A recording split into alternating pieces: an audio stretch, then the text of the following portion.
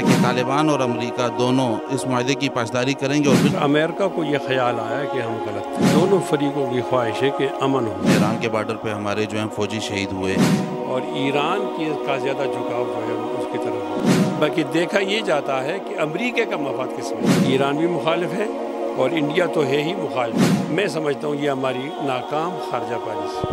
اگر امریکہ کا مفاد نہیں دیکھیں گے تو امریکہ امداد بند کر دے گا۔ امداد کی بنیاد پر چلنے والی قومیں تو کبھی قوم نہیں کہلاتی نا۔ میں کہ یہ کہتا ہوں ایک ہے امریکہ کا مفاد اور ایک ہے آپ کا مفاد۔ پاکستان مخالف تنظیم منظور پشتین جو تعلقات تو آپ کے ہیں ایسی جماعتوں کے ساتھ جو پاکستان مخالف ہیں؟ خیرت کا نام جنوں رکھ دیا، جنوں کا خیرت، جو بھی چاہے آپ کا حسن کرشمہ ساز کر۔ کرونا جو ہے وہ پاکستان میں لایا گیا ہے۔ کرونا ہماری ضرورت نہیں تھی اور آپ کو کرونا میں زبردستی ڈال دیا جائے۔ اچھا بھی آپ نے کرونا کی بات اسٹیبلشمنٹ سے جو ہے نا ناراض روٹھے دکھائی دیتے ہیں۔ میری تمام گفتگو وہ میں کوشش کرتا ہوں کہ وہ نبی علیہ السلام کی دعوت کی بنیاد پر، ہمدردی کی بنیاد پر ہو۔ کرونا میں ان دونوں کا موازنہ کیسے کرتے ہیں آپ؟ لوگ جو ہمارے سوچ کے مطابق نہیں بولتے ان کو کرونا میں ڈال کر ان سے جان چھڑائی جائے، یہ کثیر المقاصد شیطانی دجل ہے۔ جب آپ کے پاس طبی بنیاد پر اس کا علاج نہیں ہے تو ہمارے پاس روحانی بنیاد پر اس کا علاج تو موجود ہے۔ اور عمران خان سے ہماری جان چھوٹ جائے اور اگر وہ مستعفی ہو جائیں۔ اچھا مولانا آپ پہ بھی قاتلانہ حملہ ہوا تو میں سمجھتا ہوں کہ ہماری جو اسٹیبلشمنٹ ہے اس کی دو پوزیشنیں ہیں، لیکن نہ ختم ہونے والا سلسلہ شروع ہو گیا ہے مشرف صاحب کے آنے کے بعد۔ دھرنے میں آپ لوگوں نے کھڑے ہو کر کہا تھا کہ ہماری بیویوں نے ہمیں کہ اگر استعفیٰ لے کر آپ نہیں آتے تو گھر مت آنا۔ میں یہ پوچھنا چاہوں گا کہ مفتی کفایت اللہ صاحب آج کل مسجد میں رہ رہے ہیں کہ گھر والوں نے اجازت دے دی ہے گھر آنے کی؟ بسم اللہ الرحمن الرحیم۔ السلام علیکم ناظرین، میں ہوں آپ کا میزبان سعید اختر ربانی اور آپ دیکھ رہے ہیں زوم میڈیا۔ ناظرین، آج آپ کی ملاقات میں ایسی شخصیت سے کرواؤں گا جو ہمیشہ مشکلات اور تنازعات میں گھرے رہتے ہیں۔ وکی لیکس ہو یا افغان طالبان مذاکرات، آپ ہمیشہ کسی نہ کسی ایشو میں کسی نہ کسی مقام پر نظر آتے ہیں۔ حال ہی دنوں میں کرونا وائرس کے ایڈ کے تحت پاکستان میں سب سے پہلے آپ کی اسیری ہوئی اور اس کی پاداش میں آپ کو جیل جانا پڑا۔ مانسہرہ کی ایک معروف شخصیت کے جنازے میں شرکت کی وجہ سے آپ کو گرفتار کیا گیا۔ آئیے آپ کی ملاقات کرتے ہیں مفتی کفایت اللہ صاحب سے اور انہی سے جانتے ہیں کہ کیا وجہ ہے کہ ہمیشہ آپ کو جو ہے تنازعات میں کھینچا جاتا ہے۔ السلام علیکم مفتی صاحب، بہت شکریہ کہ آپ نے زوم میڈیا کو ٹائم دیا۔ مفتی صاحب سب سے پہلے وعلیکم السلام ورحمۃ اللہ، آپ کا بھی شکریہ۔ مفتی صاحب سب سے پہلے میں آپ سے پوچھنا چاہوں گا، طالبان اور امریکہ جو مذاکرات ہیں سن 2014 میں اس میں آپ کا بہت زیادہ کردار رہا، پھر آپ یکدم اس سے پیچھے ہٹ گئے۔ آپ کو کیا لگتا ہے کہ طالبان اور امریکہ دونوں اس معاہدے کی پاسداری کریں گے اور بالخصوص طالبان اس معاہدے کی پاسداری کریں گے؟ بسم اللہ الرحمن الرحیم۔ سب سے پہلے تو میں آپ زوم میڈیا ٹیم کا شکر گزار ہوں کہ آپ حضرات کی وجہ سے ہمارا موقف عوام تک پہنچ جاتا ہے۔ دوسرا یہ، ہم مانسہرہ کے ایک دیہات میں ترنگڑی میں رہتے ہیں تو یہاں آپ کا آنا ظاہر زیادہ سفر ہے، مشکل ہے، تو اس لیے بھی میں آپ کا شکر گزار ہوں۔ ہمیشہ کے لیے امن کی خواہش ہوتی ہے، قتل کی اور بدامنی اور جنگ کی خواہش نہیں ہوتی۔ تو افغانستان میں موجود صورتحال میں بھی دونوں فریقوں کی خواہش ہے کہ امن ہو۔ تو اس کے لیے پہلے کچھ چیزیں مینیج نہیں ہو رہی تھیں تو اس میں بہت وقت لگ گیا، خون بھی بہت بہہ گیا۔ آخر امریکہ کو یہ خیال آیا کہ ہم غلط تھے تو انہوں نے طالبان کے ساتھ مذاکرات کیے۔ مذاکرات میں تاخیر ہوئی ہے وہ اس لیے کہ مذاکرات طالبان اپنے شرائط پہ کرانا چاہتے تھے، امریکہ کی مرضی اور خواہش پر نہیں۔ اس میں تو وقت لگ گیا، بہرحال وہ مذاکرات ہو گئے ہیں اور وہ کافی حوصلہ افزا ہے۔ تھوڑا سا اس میں ایک فرق ہے جس کی وجہ سے آپ نے بھی سوال کیا اور لوگ شکوک و شبہات کا اظہار کر رہے ہیں کہ انہوں نے معاہدے کا تیسرا فریق جو ہے اس کو شامل نہیں کیا۔ ایک فریق امریکہ ہے، ایک طالبان ہے جو مزاحم گروپ ہے، اور ایک جو ہے وہ موجودہ سیٹ اپ ہے جو اشرف غنی یا کرزئی کی صورت میں آپ کہہ سکتے ہیں۔ تو طالبان نے براہ راست امریکہ سے مذاکرات کیے ہیں اور انہوں نے افغان حکومت کو شامل نہیں کیا، تو افغان حکومت کے یہ تحفظات ہیں، لیکن اصل بات تو یہی ہے کہ وہاں طاقت کا مرکز امریکہ کے پاس ہے، افغان حکومت کے پاس نہیں ہے، اس لیے انہوں نے ٹھیک کیا ہے۔ جیسے ہی امریکہ کے ساتھ مذاکرات تکمیل تک پہنچ جائیں گے اور انخلا ہو جائے گا تو پھر افغان حکومت کے ساتھ بات کرنا یہ مشکل نہیں ہوتا۔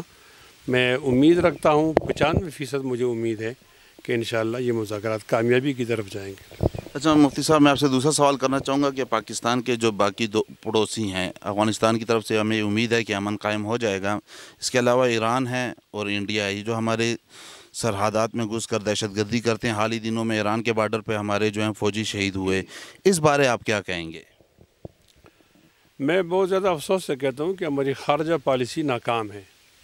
وہ ہم ایسے خطے میں بیٹھے ہوئے ہیں کہ اگر ہم خارجہ پالیسی ٹھیک طریقے سے چلاتے تو ہمیں یہ صورتحال نہ دیکھنی پڑتی۔ خاص کر اس طرح آپ اس کو دیکھ سکتے ہو کہ چائنا ہے اور بھارت اور چائنا کی آپس میں نہیں لگتی، پھر پاکستان اور چائنا کے حالات ایک جیسے ہیں، تو ہم خارجہ پالیسی کے ذریعے سے چائنا کی ہمدردی لے کر وہ آسولیٹ کر سکتے تھے انڈیا کو۔ ہم نے ایسا نہیں کیا اور ایران کا زیادہ جھکاؤ جو ہے وہ اس کی طرف ہے، افغانستان کی موجودہ حکومت کی طرف ہے۔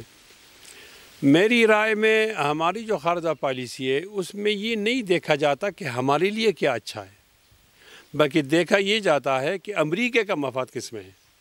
جب آپ اس طرح طے کرو گے تو پھر یہ حالات خراب ہوں گے۔ میں آج کی پوزیشن میں سمجھتا ہوں کہ افغانستان بھی ہمارا مخالف ہے، ایران بھی مخالف ہے اور انڈیا تو ہے ہی مخالف۔ اور اگر چائنا کا نرم گوشہ نہ ہوتا تو ہمارے لیے رہنا مشکل ہوتا۔ آج بھی وہ لوگ جو خارجہ پالیسی کو دیکھتے ہیں، میں انہیں گزارش کرتا ہوں کہ آپ ریویزٹ کریں اپنے خارجہ پالیسی کو، پاکستان کے مفاد کو مقدم کریں، ایران کی ہمدردی لے لیں، چائنا کی ہمدردی لے لیں اور دباؤ اور سفارتکاری کے ذریعے سے آپ ہندوستان سے اپنے مقاصد حاصل کر سکتے ہیں۔ ایک اچھا موقع تھا پچھلے دن لداخ میں لڑائی ہوئی چائنا کی اور بھارت کی، انڈیا کی، تو اس میں ہمیں فائدہ اٹھانا چاہیے تھا نا۔ ہمارا آلریڈی ایک متنازع ایریا ہے، مقبوضہ کشمیر کا اس پر انہوں نے قبضہ کیا ہے، ہم اس سے فائدہ اٹھا کر نہ صحیح ہماری جنگ نہ صحیح، لیکن اتنا دباؤ تو بڑھا سکتے تھے ہم کہ ہم انڈیا کو واپس پوزیشن پر 5 اگست سے پہلے کی پوزیشن پر لے جاتے، لیکن ایسا نہیں کر سکے۔ میں سمجھتا ہوں یہ ہماری ناکام خارجہ پالیسی۔ ابھی آپ نے کہا کہ ہماری جو پالیسی ہوتی ہے اس میں ہم امریکہ کا مفاد دیکھتے ہیں، اگر امریکہ کا مفاد نہیں دیکھیں گے تو امریکہ امداد بند کر دے گا۔ تو امداد کی بنیاد پر چلنے والی قومیں تو کبھی قوم نہیں کہلاتی نا، وہ تو منگتے لوگ ہوتے ہیں۔ میں یہ قطع نہیں کہتا کہ آپ امریکہ سے لڑو جھگڑو، میں کہ یہ کہتا ہوں ایک ہے امریکہ کا مفاد اور ایک ہے آپ کا مفاد، ان دونوں میں آپ اپنے مفاد کو مقدم رکھو، بعد میں ثانیاً اگر آپ امریکہ کے مفاد کو ترجیح دیتے ہیں تو یہ آپ کی مجبوری ہوگی، لیکن اپنا مفاد قربان کر کے امریکہ کے مفاد کی توجہ دیں گے تو پھر آپ کے گھر کے اندر وہی آوازیں آئیں گی جو کسی بھی ناکام خارجہ پالیسی والے اسٹیٹ کے اندر آتی ہیں۔ اچھا مولانا، ایک تاثر یہ دیا جاتا ہے کہ آپ ہمیشہ اسٹیبلشمنٹ سے جو ہے نا ناراض روٹھے دکھائی دیتے ہیں، اس کی کیا وجہ ہے؟ یہ تو ان سے پوچھو اسی کیا وجہ ہے۔ میں جیت جاتا ہوں یا الیکشن میں تو وہ مجھے ہرا دیتے ہیں، تو سب سے پہلے تاثر تو ان کا قائم ہونا چاہیے۔ میں 2002 میں جیت گیا تھا تو مجھے انہوں نے ہرا دیا، پھر 2008 میں مجھے نہیں ہرا سکے، میری لیڈ زیادہ تھی، پھر 2013 میں بھی ہرا دیے، اب بھی ہرا دیا۔ اب ان سے آپ پوچھیں کہ آپ کا میرے بارے میں کیا خیال ہے۔ اگر میں محب وطن ہوں، میں جمہوری آدمی ہوں، معاف کرنا، میرے کسی بھی پاکستان دشمن تنظیموں سے کوئی تعلق نہیں، تو پھر مجھے ایوان سے کیوں روکا جاتا ہے؟ اور اگر ان کو میں مودی کا بائی نظر آ رہا ہوں یا میں پاکستان کا مخالف ہوں، ان کے پاس کوئی ایسے بائی ڈاٹا ہے، پھر لگے رہیں، ایک جگہ تو ہے، اللہ تعالیٰ کے سامنے ان کو بھی جواب دینا ہوگا اور ہم نے بھی جواب دینا ہوگا۔ یہ سوال اگر آپ ان سے پوچھیں تو آپ کو پتہ چلا جائے گا کہ ہماری ناراضی کی وجہ۔ پاکستان مخالف تنظیم منظور پشتین جو ہیں، ان کی کیپ بھی آپ کے سر پہ دیکھی گئی اور وہ آپ سے ملنے کے لیے بھی آئے، تعلقات تو آپ کے ہیں ایسی جماعتوں کے ساتھ جو پاکستان مخالف ہیں؟ نہ میں معافی چاہتا ہوں. میں یہ پہلے کیپ کی بات ذرا کر دوں. میں لال مسجد کا جو واقعہ ہوا تھا اس کے بعد سے میں یہ کیپ پہنتا ہوں، اور یہ 2007 کا واقعہ ہے. اس وقت تو میرے خیال سے منظور پشتین پڑھتا ہوگا. میری کیپ سامنے سے نہیں نظر آئی کہ اس کے اوپر پگڑی ہوتی ہے، تو میں تو چونکہ سنت سیاست کرتا ہوں نبی علیہ السلام کی، تو کیپ بھی پہنتا ہوں اور پگڑی بھی پہنتا ہوں، اور میں اس کو فخر سمجھتا ہوں. جب مجھ پر حملہ ہوا قاتلانہ تو پھر ظاہر ہے میرا ایک ہاتھ زخمی تھا تو میں پگڑی نہیں باندھ سکتا تھا، تو میری کیپ سامنے آئی، تو وہ ان دنوں وہ کیپ چلتی رہی.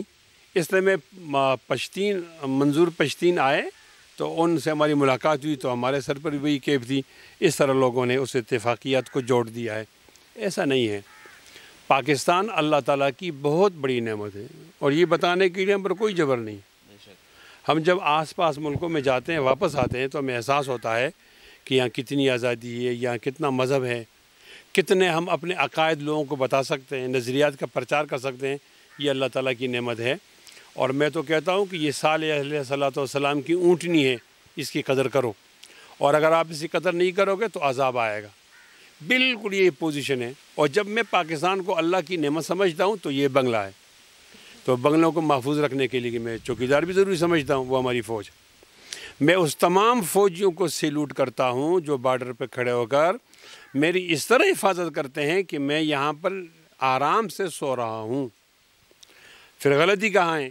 غلطی یہ ہے کہ کچھ لوگ آ کر یہاں ہمارا سیاسی ناپ تول کرتے ہیں.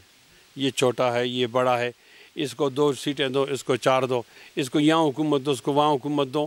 میں اظہار رائے کی آزادی کی پر قدغن کو بہت برا سمجھتا ہوں، اور اس لیے برا سمجھتا ہوں کہ پاکستان خاکم بدہن پھر ایسا واقعہ نہ آ جائے کہ اظہار رائے پر آزادی ہو جائے اور بنگلہ دیش کی صورتحال جو پیدا ہو گئی، مشرقی پاکستان ٹوٹا تو اظہار رائے کی آزادی سے ٹوٹا ہے نا. یعنی وہ تو ہم جنگ سرحد پر تو نہیں ہارے، یہاں ہماری 2 جماعتیں سامنے آ گئی، ایک جماعت کی اکثریت تھی، اس کو موقع نہیں دیا گیا. جب اس کو موقع نہیں دیا گیا تو پھر کیا ہوا؟ پاکستان ٹوٹ گیا. پھر ہم دوبارہ اسی طرف کیوں جا رہے ہیں کہ اظہار رائے پر آزادی پر قدغن ہو اور لوگ ایک گھٹن محسوس کریں؟ آپ سیدھی بات کریں، آئین کی بات کریں، آپ کو راستے میں روکا جائے اور آپ کو کورونا میں زبردستی ڈال دیا جائے اور کورونا کو بھی ہتھیار کے طور پر استعمال کیا جائے اور آپ کی زندگی کو خطرے میں ڈال دیا جائے، تو پھر یہ سوالات ہوتے ہیں. اگر ہم کسی کو سمجھاتے ہیں، میں اللہ تعالیٰ کو حاضر ناظر سمجھ کہتا ہوں کہ میری بنیاد ضد و دشمنی نہیں ہوتی بلکہ ہمدردی ہوتی ہے. نبی کریم صلی اللہ علیہ وسلم نے فرمایا الدین النصیحہ، کہ دین تو خیر خواہی ہے. آپ سے پوچھا گیا قیل لمن یا رسول اللہ، یہ کس کے لیے خیر خواہی ہے؟ تو آپ نے جواب دیا للہ، اس میں اللہ کی خیر خواہی موجود ہے، ولرسول ہی، اس میں رسول علیہ السلام کی خیر خواہی موجود ہے، ولأئمۃ المسلمین، مسلمانوں کے سربراہوں کی خیر خواہی موجود ہے، ولعامۃ عوام کی. میری تمام گفتگو وہ میں کوشش کرتا ہوں کہ وہ نبی علیہ الصلوۃ والسلام کی دعوت کی بنیاد پر، ہمدردی کی بنیاد پر ہو. ٹھیک کبھی کبھی ناراضگی میں ہمارا لہجہ کرخت بھی ہوگا، اس کو نہ دیکھا جائے. ہمارا مفہوم ٹھیک ہوتا ہے، ہماری مدعات ٹھیک ہوتا ہے، طریقہ کار ہمارا ٹھیک ہوتا ہے. ہم ہمدردی کی بنیاد پر جو بات کرتے ہیں وہ بات اگر ان کو اچھی نہیں لگتی اور ہمیں ڈکلیئر کرتے ہیں ایسے کہ جیسے پاکستان مخالف ہیں، تو میں ایک شعر عرض کرتا ہوں، خیرت کا نام جنوں رکھ دیا، جنوں کا خیرت، جو بھی چاہے آپ کا حسن کرشمہ ساز کرے. اچھا بھی آپ نے کرونا کی بات کی، میں یہاں پوچھنا چاہوں گا کہ آپ حکومت کے کردار کو اور مذہبی طبقے کے کردار کو کرونا میں ان دونوں کا موازنہ کیسے کرتے ہیں آپ؟ میں کرونا کے بارے میں رائے رکھتا ہوں، کرونا ہماری ضرورت نہیں تھی. یہاں بیٹھ کر کچھ لوگوں نے ڈیسائیڈ کیا کہ کرونا ہماری ضرورت ہے، اس کو درآمد کیا جائے. پاکستان تو کرونا سے محفوظ، نیوزی لینڈ سے بھی زیادہ پاک کنٹری بن سکتا تھا، لیکن یہاں کہا گیا ہے کہ اس کو درآمد کیا جائے. یعنی آپ یہ کہہ رہے ہیں کہ کرونا جو ہے وہ پاکستان میں لایا گیا ہے؟ جی بول رہا ہوں. اور کیوں درآمد کیا گیا ہے میں بہت افسوس سے کہتا ہوں، لیکن سچ تو بہرحال وہ تلخ حقیقت ہے. اس لیے کہ ہم لاک ڈاؤن غیر شرعی کام کر کے لوگوں پہ اپنے گرفت مضبوط کرنا چاہتے ہیں. ایک اس لیے کہ ہم بعض لوگوں کو، عام مریضوں کو اس میں ڈال کر ایک ہدف تک پہنچنا چاہتے ہیں تاکہ ہمیں امداد ملے. 2 اور تیسرا یہ کہ بعض لوگ جو ہمارے سوچ کے مطابق نہیں بولتے ان کو کرونا میں ڈال کر ان سے جان چھڑائی جائے. یہ کثیر المقاصد شیطانی دجل ہے تو بین الاقوامی، لیکن ہمارے ہاں لوگوں نے اس کو ان مقاصد کے لیے لایا ہے۔ مجھے کہنا ہے کہ اب کرونا چھوڑ دو، ہم نے کرونا کے ساتھ رہنا ہے، احتیاطی تدابیر بھی کریں گے، زندگی کو بھی رواں دواں رکھیں گے۔ انشاءاللہ یہ کرونا 1-2 مہینوں میں ختم ہو جائے گا، لیکن کرونا کے بارے میں ہماری یہ شکایت ہے کہ یہ نہیں آنی چاہیے تھی، اگر آئی ہے تو محترم عمران خان کی نااہلی ہے۔ عمران خان ہمیں لیکچر دیا کرتے تھے وزیر اعظم بننے سے پہلے کہ فلاں جگہ ایک وزیر اعظم سے نااہلی ہو گئی، اس نے حکومت چھوڑ دی، ریلوے کے وزیر سے ہو گئی، اس نے وزارت چھوڑ دی، ایسا ہوا۔ اب میں ان سے کہتا ہوں کہ کرونا میں جو لوگ بے گناہ مارے گئے ہیں تو برائے مہربانی کھلے دل سے آ کر اس شکست کو، یعنی اس غلطی کو، نااہلی کو تسلیم کر دیا جائے اور عمران خان سے ہماری جان چھوٹ جائے، اور اگر وہ مستعفی ہو جائیں تو یہ قوم پر بہت بڑا احسان ہوگا۔ کرونا اگر عمران نہ ہوتا تو کرونا کی یہ پوزیشن نہیں، اور اگر عمران ہے تو کرونا آگے بھی اپنے گل کھلائے گا اور ایک خطرناک صورتحال سامنے آئے گی۔ اچھا، آپ نے گرفتاری پہ کہا تھا کہ ہزارے کی جو انتظامیہ ہے اس سے آپ کو ذاتی رنجش ہے، ایسی کیا ذاتی رنجش ہے جو صرف آپ کو گرفتار کیا گیا؟ اس کے بارے میں آپ کیا کہیں گے؟ بس میں پاکستان کا خوش قسمت ترین آدمی ہوں کہ 33 NDMA یہ ایکٹ بنا ہے تو پورے پاکستان کے طول و عرض میں، 4 صوبوں میں، اسلام آباد کیپٹل میں، فاٹا میں، گلگت اور کشمیر میں وہ کسی پہ لاگو نہیں ہوا، وہ صرف اس بندے ناچیز پہ لاگو ہوا۔ اور میں وہ خوش قسمت ترین آدمی ہوں کہ میں نے جو موقف دیا وہ عوام تک پہنچ گیا۔ کرونا کے حوالے سے ہمارا ایک یہ موقف تھا کہ مسجد کو بند کرنا احتیاطی تدبیر نہیں ہے، بلکہ مسجد کو کھولنا یہ احتیاطی تدبیر ہے۔ لڑکوں کو، نوجوانوں کو لایا جائے، وہ اللہ سے ڈریں، رجوع کریں۔ جب آپ کے پاس طبی بنیاد پر اس کا علاج نہیں ہے تو ہمارے پاس روحانی بنیاد پر اس کا علاج تو موجود ہے نا، تو ہمارے علاج سے آپ کیوں انکار کرتے ہو؟ ہم نے لوگوں سے کہا کہ اللہ کی طرح رجوع کرو، مسجدیں کھولو، صدقے دے دیا کرو، احتیاطی تدابیر اختیار کیا کرو، اور ساتھ ساتھ یہ کہا کہ مسجد میں نماز بھی پڑھیں گے، اور اگر کورونا کا کوئی مریض جو ہے وہ فوت ہوتا ہے خدا نخواستہ تو اس کا جنازہ عزت و احترام سے پڑھیں گے۔ یہ ہماری بات تھی، آج اس پہ کھڑے ہیں۔ بہت ایسے بہت بڑے بڑے قابل احترام علماء ہیں جن کی شروع میں کوئی اور رائے تھی اور بعد میں کوئی اور رائے بنی۔ خیر، ہم یہ بات تو کرتے تھے، تو ہماری یہ جو ڈسٹرکٹ انتظامیہ ہے انہوں نے ہمیں ان باتوں پہ گرفتار کیا، اور مجھے 24 دن جیل میں رہنا پڑا، جس میں اکثریت 15-16 دن وہ رمضان بھی تھا۔ خیر، یہ جیل جانا اور آنا یہ ہماری زندگی کا حصہ ہے، ہم نے حق بات کی ہے۔ ہماری جو انتظامیہ ہے اس کی ایک اپنی جورسڈکشن ہے، ان کا اپنا ایک دائرہ اختیار ہے۔ میں کہتا ہوں آپ اپنے دائرہ اختیار کے حوالے سے ہمیں دیکھا کرو کہ بالفرض و تقدیر میں اس میں ٹھیک نہیں بنتا، ٹھیک نہیں بیٹھتا تو آپ بے شک مجھ پر کوئی دفعہ لگاؤ، لیکن بالفرض و تقدیر مثال کے طور پر میں کہتا ہوں کہ مراد علی شاہ ایسا آدمی ہے، سندھ کا وزیر اعلیٰ، اس کی فلاں بات غلط ہے، اب سندھ کا وزیر اعلیٰ میرے ڈی پی او کو فون کرے کہ پکڑو، یہ تو غلط ہے نا، یہ تو آپ کی جورسڈکشن ہی نہیں ہے۔ میں نے سندھ کے ایک وزیر اعلیٰ کے خلاف بات، جب میں سندھ جاؤں گا تو مجھے پکڑے گا نا۔ اس لیے اگر تمام ادارے اپنے اپنے دائرہ کار میں رہ کر کوئی بات کریں تو میرے خیال میں کنفیوژن پیدا نہیں ہوگا، اور آپ اور اداروں کے لیے استعمال ہوں گے تو پھر معاف کیجئے یہ منڈے بیڑ نہیں چڑھے گی۔ میری ان سے یہی گزارش ہے کہ ایک شریف آدمی کو خواہ مخواہ FIR کے ذریعے نشانہ نہ بنایا جائے، اور ایک آدمی جو آئین کو مانتا ہے اس کو یہ مجبور نہ کیا جائے کہ وہ پہاڑوں پہ چڑھ جائے۔ ایک آدمی جو امن کی بات کرتا ہے اس کو یہاں تک تنگ نہ کیا جائے کہ وہ بندوق کو ہاتھ اٹھائے۔ میرا تعلق جمعیت علماء اسلام سے ہے، مولانا فضل الرحمان صاحب میرے لیڈر ہیں، ہم پرامن لوگ ہیں۔ اب ایک سیاسی بات تو کرتے ہیں، اب اس سیاسی بات پر اتنی بڑی سزا کہ FIR بنا دی جائے اور مجھے جیل میں لے جایا جائے، میرے خیال میں جن کو یہ خوش کرنا چاہتے ہیں وہ بھی خوش نہیں ہوں گے اور ہمیں بھی ناراض کر دیں گے۔ تو میری ان سے امید ہے کہ آپ طاقت کے نشے میں مست ہو کر کوئی غلط فیصلہ نہ کرو، اور ہر ایک شریف آدمی کو پروٹیکٹ کرو اور اس کا ساتھ دو، تو انشاءاللہ العزیز ہمارے علاقے میں امن رہے۔ اچھا مولانا، آپ پہ بھی قاتلانہ حملہ ہوا تھا، اور جمعیت علماء اسلام کے باقی کافی سارے کارکن اور علماء پہ جو ہے نا قاتلانہ حملے ہوئے ہیں، اس کو آپ کس نظر سے دیکھتے ہیں؟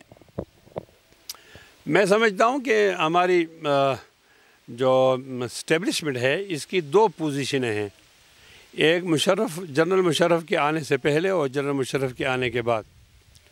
جنرل مشرف کے آنے سے پہلے جو پوزیشن تھی، میں اس کی یہی تعبیر کر سکتا ہوں، ان سے ہمیں کوئی زیادہ شکایت نہیں تھی، لیکن جنرل مشرف کے تشریف لانے کے بعد پھر ہماری جو اسٹیبلشمنٹ پوزیشن ہے ان سے ہمیں بہت زیادہ شکایتیں ہیں۔ تو ایک نہ ختم ہونے والا سلسلہ شروع ہو گیا ہے، ہمیں سمجھ نہیں آ رہی۔ چوٹی چوٹی کے علماء کرام کو قتل کیا گیا، اور بعض اوقات تو فرقہ وارانہ تنظیموں کو اکسایا گیا۔ شیعہ عالم کو مارا گیا تو ان کو بتایا کہ یہ سنی نے مارا ہے، اور سنی عالم کو مارا گیا تو ان کو بتایا کہ یہ شیعہ عالم نے مارا ہے۔ اس طرح دیوبندی بریلی کی بھی کوشش کی گئی، سلفی اور حنفی بنیاد پر بھی ٹکرانے کی کوشش کی گئی، لیکن زیادہ تو نہیں ہو سکی، سنی اور شیعہ پر ہوا۔ لیکن بعض ایسے علماء تھے جو فرقہ وارانہ باتوں سے بہت زیادہ دور تھے، تو بھی قتل ہو گئے۔ مجھے سمجھ نہیں آ رہا، میں طالب علم، مجھے سمجھایا جائے، کوئی بڑا آدمی مجھے سمجھائے کہ مفتی نظام الدین شاہ مزئی شہید سے لے کر مولانا یوسف لدھیانی شہید تک، مولانا ڈاکٹر خالد محمود سومرو تک، مولانا محمد حنیف چمن والے تک، یا مولانا معراج الدین قریشی MNA تک مجھے بتایا جائے کہ ان لوگوں کا کیا گناہ ہے کہ ان کو شہید کیا گیا، اور شہید کیوں کیا، کس نے شہید کیا۔ تو ایک نہ ختم ہونے والا سلسلہ شروع ہو گیا ہے مشرف صاحب کے آنے کے بعد، اور علماء کو قتل کیا جا رہا ہے۔ مجھ پر بھی قاتلانہ حملہ اسی سلسلے کی کڑی ہے۔ تو اس کی تفتیش کہاں تک؟ میں عرض کروں، بلکہ میں اضافہ بھی کرنا چاہتا ہوں کہ مجھ پر قاتلانہ حملہ ہوا، اور یہ 27 نومبر 2019 کی بات ہے۔ مجھے 27 نومبر 2019 میں مجھ پر قاتلانہ حملہ ہوا۔ میں نے اس کے خلاف درخواست دی۔ اس درخواست سے پہلے ایک بات بتانا چاہتا ہوں کہ اس دفعہ جو مجھے جیل لے جایا گیا تو مجھے سمجھ نہیں آ رہی تھی کہ میری گفتگو میں ایسی کوئی بات تو ہے نہیں کہ مجھے کیوں جیل لے جایا جا رہا ہے، لیکن میں جیل جب چلا گیا تو مجھے اندازہ ہوا۔ وہاں میرے جیل مجھے کرنٹینہ میں رکھا گیا، میرے کرنٹینہ کے 14 دن مکمل ہو گئے، 15 بھی ہو گیا، 16واں ہو گیا تو ایک ٹیم آئی اور کہا جی ہم آپ کا ٹیسٹ لیں گے۔ میں نے کہا میں تو ٹھیک ہوں، کرنٹینہ میں رہ گیا ہوں، اوکے ہو گیا ہوں، پھر کوئی علامات بھی نہیں ہیں، پھر ٹمپریچر بھی نارمل ہے، علامات بھی نہیں ہے، ٹمپریچر بھی نارمل ہے، تو پھر آپ کیوں ٹیسٹ لیتے ہیں؟ خیر یہ پہلی دفعہ 29 تاریخ کو جو آئی اپریل کی، اس 29 تاریخ میں ہم نے انکار کر دیا۔ صبح 6 بجے ٹیم آئی تھی کہ ہم آپ کو ٹیسٹ نہیں دیں گے۔ اتفاقاً یہ ٹیم وہاں بیٹھی رہی، کچھ اور لوگ آئے اور انہوں نے آ کر کہا کہ ہم زبردستی لیں گے۔ زبردستی لینے کے لیے جب وہ آئے تو میں نے کہا میرے پاس زبردستی تو نہیں ہے، لیکن یہ میں مزاحمت کروں گا، یہاں تک مزاحمت کروں گا کہ میں قتل کر دیا جاؤں، تو یہ تو مجھے پسند ہے، لیکن میں کرونا میں ٹیسٹ اور دینا پسند، اس لیے کہ میرے پاس 2 راستے تھے۔ ایک راستہ یہ تھا کہ میں ان کو خون دیتا اور وہ زبردستی میرا نیگیٹو کو پازیٹو کرتے اور یوں مجھے کرونا کا مریض بنا کر پھر زہر کا انجیکشن دے کر مجھے دنیا سے چلتا کرتے، تو مجھے یہ صورت پسند نہیں تھی۔ اس کے مقابلے میں ایک صورت تھی کہ میں لڑتے لڑتے مر جاؤں اور جیل سے میرا جنازہ اٹھ جائے، تو مجھے یہ پسند تھی۔ ایک تو کرونا کی میت سے لوگ خوف میں نفرت کرتے ہیں، دوسرا یہ کہ اس کا قاتل معلوم نہیں ہوتا، تو یہاں قاتل بھی معلوم تھا کہ وہ جیل کا سپرڈنٹ ذمہ دار ہے کہ کون آیا تھا زبردستی کرنے کے لیے، اور وہ اس میں معلوم ہو جائے گا۔ دوسرا جیل سے جب میرا جنازہ آئے گا تو لوگوں کی عقیدت میں اضافہ ہوگا، اور امام اعظم ابو حنیفہ کا جنازہ رحمۃ اللہ علیہ کا جنازہ جیل سے نکلا ہے، تو 1400 سال بعد اسے کسی روحانی بیٹے کا جنازہ نکلتا تو میرے لیے بہت بڑی اعزاز کی بات تھی۔ اچھا بھی آپ میں ایک بات مکمل، تو میں نے مزاحمت کا طے کیا کہ میں لڑوں گا، ہاتھ توڑو، پاؤں توڑو، سر پھوڑو، میں ہارٹ کا مریض ہوں، قتل ہو جاؤں، مر جاؤں، تو اس کے بعد آپ خون لے سکتے ہو، ورنہ نہیں۔ ان باتوں پر تو وہ تو رحم دل لوگ نہیں ہیں نا، بے رحم لوگ ہیں، ان کے سینے میں دل نہیں ہے، ان پر تو اثر نہیں ہوا۔ البتہ جیل کے قیدیوں نے آپس میں ایکا کر دیا اور انہوں نے کہا کہ اگر مفتی کفایت اللہ کو ہاتھ لگایا تو ہم جیل کو آگ لگا دیں گے اور ہم ہڑتال کر دیں گے، بغاوت کر دیں گے۔ اللہ تعالیٰ کے فضل سے وہ میرے لیے ظاہری سبب بنا میری زندگی کے بچنے کے لیے۔ اس طرح یہ لوگ کرونا کو ہتھیار بنا کر میری اطلاع کے مطابق 200 لوگوں کو یہ مارنا چاہتے ہیں، یہ بطور ہتھیار، کہ ہیں تو وہ سیاسی مخالف، ان کے کرونا میں ٹیسٹ کو پازیٹو کر کے جی کرونا مر گیا، یوں پار کرنا چاہتے ہیں۔ اس طرح کا ایک سلسلہ شروع ہوا ہے۔ میں آپ کے توسط سے، میں آپ کے حوالے سے، آپ کے زوم ٹی وی کی برکت سے چیف آف آرمی اسٹاف جناب قمر جاوید، جنرل قمر جاوید باجوہ صاحب سے درخواست کرتا ہوں کہ یہ علماء بھی تو آپ کے رعایا ہیں، یہ علماء بھی محب وطن ہیں، آپ کے پشت پہ کھڑے ہیں، دہشت گردی کے خلاف جنگ میں آپ کے ساتھ کھڑے تھے شانہ بشانہ۔ برائے مہربانی کوئی ایسی ترتیب بنائیں کہ یہ علماء کا قتل عام بند ہو جائے، تو یہ آپ کا امت پر اور علماء کرام پر بہت بڑا احسان ہوگا۔ ابھی آپ نے کہا کہ میرا تعلق جو ہے نا جمعیت علماء اسلام سے، اور فضل الرحمان صاحب جو ہیں وہ میرے قائد ہیں، لیکن آپ پر یہ الزام لگایا جاتا ہے کہ مفتی کفایت اللہ جو ہے وہ جمعیت کے جو رول ہیں انہیں فالو نہیں کرتا، اس بارے میں کیا کہیں گے؟ نہیں، معذرت کے ساتھ تھوڑا سا سمجھنے میں فرق ہے نا۔ مولانا فضل الرحمان صاحب نے ہر ایک آدمی کو بتایا ہے کہ آپ ظہر کو 10 رکعت پڑھو۔ تمام کارکنوں کو بتایا ہے کہ ظہر کی نماز 10 رکعت پڑھو، آپ 4 فرض پڑھو، 4 سنت پہلے پڑھو اور 2 سنت بعد پڑھو۔ میں وہ 10 تو پڑھ لیتا ہوں، ساتھ 2 رکعت اضافی پڑھتا ہوں۔ یعنی آپ اضافی کام کرتے ہیں؟ عرض اب میں نے جو 2 رکعت نفل زیادہ پڑھ لیے تو میں نے مولانا صاحب کو مکمل فالو کیا، اوبے کیا اور تھوڑا اضافہ کیا۔ مجھے تو شاباش ملنی چاہیے۔ پالیسی تو تب ہوتی کہ میں 12 رکعت نہ پڑھتا، 4 بھی نہ پڑھتا، تو آپ کہتے یار انہوں نے تو کہا ہے کہ آپ 10 رکعت پڑھو اور آپ ایک بھی نہیں پڑھتے۔ میں 10 وہ پوری پڑھتا ہوں، اضافی پڑھتا ہوں۔ کسی بھی کارکن کا اضافی کام کرنا قابل انعام ہے، قابل مذمت نہیں ہے۔ اب ذرا سمجھاتا ہوں، یہ تو مثال ہے نا۔ مثال یہ ہے، مولانا فضل الرحمان صاحب عمران خان کے مخالف ہیں، مولانا فضل الرحمان صاحب کی طرح میں بھی مخالف ہوں۔ اب اگر میں اور کارکن عمران کی مخالفت میں 10 قدم چلتے ہیں اور میں 11واں قدم بھی اٹھاتا ہوں تو یہ تو قابل انعام ہوا نا۔ مولانا فضل الرحمان صاحب اسٹیبلشمنٹ کے مخالف ہیں، میں بھی مخالف ہوں۔ اگر مولانا فضل الرحمان کے کارکن اسٹیبلشمنٹ کی مخالفت میں بات کرتے ہیں، 10 قدم اٹھاتے ہیں اور میں 12 اٹھاتا ہوں تو یہ قابل انعام ہے یا قابل گرفت ہے؟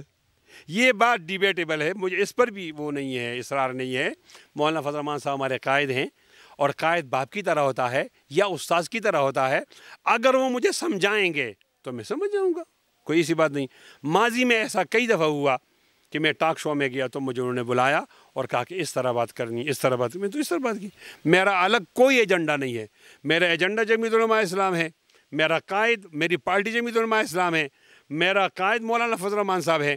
مجھے تو بہت زیادہ پیشکش، خوف بھی دلایا جاتا ہے، لالچ بھی دی جاتی ہے کہ آپ مولانا فضل الرحمان صاحب کی اطاعت چھوڑو، لیکن ہم نے تمام چیزوں پر پاؤں رکھ کر مولانا فضل الرحمان کی اطاعت کو قبول کیا ہے اور آئندہ بھی قبول کریں گے۔ یہ جو لوگ درمیان میں اس طرح کی غلط فہمی پھیلاتے ہیں وہ لوگ ہیں جو مسلوب التوفیق ہیں، مسلوب الصلاحیت ہیں، ان میں صلاحیت نہیں ہوتی، وہ چغلی کر کے وہاں کوئی اپنا مقام بنانا چاہتے ہیں۔ ایسے لوگوں سے میں کہنا چاہتا ہوں کہ برائے مہربانی یہ دین کی خدمت نہیں ہے۔ مولانا فضل الرحمان صاحب میرے امیر ہیں، میرے مامور ہیں، آج بھی وہ مجھے کہہ دیں کہ آپ فوج کے سخت مخالف ہو، لیکن میرے کہنے پر آپ ان کے لیے کوئی اچھا جملہ بول دو، میں بولنے کے لیے تیار ہوں، اس لیے کہ میرا ذاتی کوئی ایجنڈا نہیں۔ اس ملک میں انقلاب آئے گا تو مولانا فضل الرحمان صاحب کی قیادت میں آئے گا اور جمعیت علماء اسلام کی چھتری میں آئے گا، اور انشاءاللہ ہم اس کے ہر اول دستہ میں ہوں گے۔ یعنی ہم یہ سمجھیں کہ مفتی کفایت اللہ صاحب جو ہیں وہ ایک قدم جو زیادہ اٹھاتے ہیں یا 2 رکعت نفل جو زیادہ پڑھتے ہیں مولانا فضل الرحمان کی خوشنودی کے لیے چھوڑ سکتے ہیں اگر وہ کہیں؟ مولانا فضل الرحمان صاحب کے لیے بہت کچھ چھوڑا جا سکتا ہے۔ مثال کے طور پہ اگر آنے والے وقتوں میں جمعیت علماء اسلام آپ کو ٹکٹ نہیں دیتی تو آنے والا الیکشن آپ کس جماعت میں جا کر لڑنا پسند کریں گے؟ کمال ہے یار، مولانا فضل الرحمان صاحب میرا امیر ہے، وہ تشکیل کرتا ہے۔ جس طرح نہیں ہو تو کیپٹن کہتا ہے آپ فیلڈنگ کرو، آپ بالنگ کرو، آپ یہاں کھڑو جاؤ، یہاں کھڑو، اس طرح ہماری تشکیل ہوتی ہے۔ مولانا فضل الرحمان صاحب کہیں آپ کی ضرورت ہے صوبائی اسمبلی میں آؤ تو میں لڑوں گا، وہ کہیں گے آپ کی ضرورت ہے قومی اسمبلی میں آؤ، میں لڑوں گا، وہ کہہ دیں آپ سینٹ میں آؤ، میں جاؤں گا، وہ کہہ دیں آپ کی یہ ضرورت نہیں ہے آپ اور پارٹی خدمت کرو، نہیں لڑو، نہیں لڑوں گا۔ لیکن ہم ہزارے کی سطح پہ دیکھتے ہیں کہ آپ کی مقبولیت بہت زیادہ ہے، عوام یہاں کے آپ کو بہت زیادہ چاہتی ہے اور ہر طبقہ چاہتا ہے، آپ کے مخالفین بھی آپ کو چاہتے ہیں اور آپ کے سپورٹر بھی۔ لیکن دوسری طرف ہم دیکھتے ہیں کہ جماعت جو ہے نا آپ کے عہدے سے آپ کو برطرف کر دیتی ہے، اس کی کیا وجہ ہے؟ یہ میری تربیت کا حصہ ہے، ہر ایک آدمی کو تربیت کی ضرورت تو پڑتی ہے نا۔ تو مولانا صاحب میرے مربی ہیں, وہ تربیت کا حصہ ہے, یہ کوئی شکوے کی بات نہیں. اچھا, ایک تاثر یہ دیا جا رہا ہے کہ جو مقامی ختم نبوت والے ہیں ان کے پلیٹ فارم سے شاید مفتی کفایت اللہ جو ہے نا آنے والا الیکشن لڑیں, اس بات میں کتنی صداقت ہے؟ نہیں بھائی, میں جمیعت علماء اسلام میں ہوں, میں نہیں بتا سکتا وہ تمام باتیں کہ مجھے مولانا صاحب کی اطاعت چھوڑنے کے لیے کیا کیا پیشکشیں نہیں ہوئیں, اب بھی موجود ہیں, ایسی کوئی بات نہیں. میرا اٹھنا بیٹھنا جمیعت علماء اسلام ہے, اور انشاءاللہ جب آپ سمجھیں گے کہ میں شہید ہو گیا ہوں تو بھی آپ آئیں گے تو میرے جنازے پر جمیعت علماء اسلام کا پرچم ہوگا انشاءاللہ. اچھا مولانا, ہم دیکھ رہے ہیں آپ کا جو علاقہ ہے یہ کافی کھلا ہے, اور اس کے باوجود کیا ابھی حملے کے بعد آپ کو انتظامیہ کی طرف سے سیکیورٹی پرووائڈ کی گئی ہے یا آپ نے خود کی سیکیورٹی رکھی ہے کہ نہیں؟ نہیں, میں لائف سٹائل میرا جو ہے نا وہ غربت والا ہے. مولانا عجیب لائف, اتنی بڑی حویلی ہے آپ کی, تو غریب بندے کی اتنی بڑی حویلی ہوتی ہے. بس وہ ایسا ہے نا کہ یہ ہمارے ایک دوست ہیں ڈاکٹر خالد صاحب, یہ ان کا مکان ہے, ان کا مکان بن گیا تھا مانسیرا میں, تو میرے پاس مکان نہیں تھا, تو میں نے اسے درخواست کی کہ میں یہاں رہنا چاہتا ہوں, تو میں عاریتاً رہتا ہوں, اللہ نے کوئی مکان کا انتظام کیا تو پھر چھوڑ دوں گا.